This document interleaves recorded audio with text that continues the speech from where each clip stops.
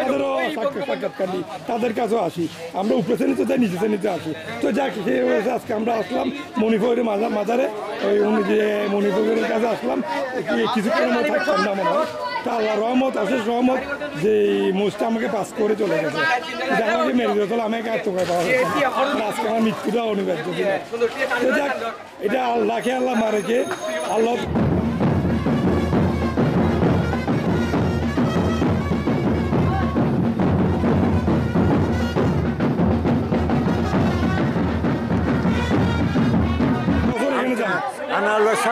প্রতি বছর জানে এখানে, আপনি তো অনেক আয়োজন দেখতেছি এখানে। এই আয়োজনগুলো কেমনে করেন আপনি? এই আয়োজনটা সবার থেকে আমি করছি চাঁদা, মানুষের টাকা সবার থেকে নিয়ে প্রতি বছর আপনি এটা আপনার কতটুকু টাকা ব্যয় হয় এখানে প্রতি বছর? প্রতি বছর থেকে মনে করে এখানে তো ব্যয় হচ্ছে না, কোনো কিছু না। এখানে সবাই যেরকম দেয় ওইরকম নিয়ে পরিবার নিয়ে কেউ মরতে, কেউ টাকা বুঝে দেয়। প্রতি বছরই গেলাম তাহলে? প্রতি বছর আজকেও যাবেন? আসবেন কখন আপনারা এখান থেকে? আসবেন কখন এখান থেকে? আসবে কালকে চলে আসবে। আজকে রাত্রে থাকবেন? যুদ্ধের পর থেকে আপনি এখানে সাথে জড়িত এটা নিয়ে? মানে চট্টগ্রামে অনেক লিগে আমার পাচ্ছি থেকে ক্যারাম 7 নম্বর ওয়ার্ড 3 নম্বর ক্যারাম সবার থেকে জানতেছে। সবার থেকে নিয়ে আমরা এটা নিয়ে এখন না। আপনার নাম হচ্ছে মণি ফকির? ধন্যবাদ।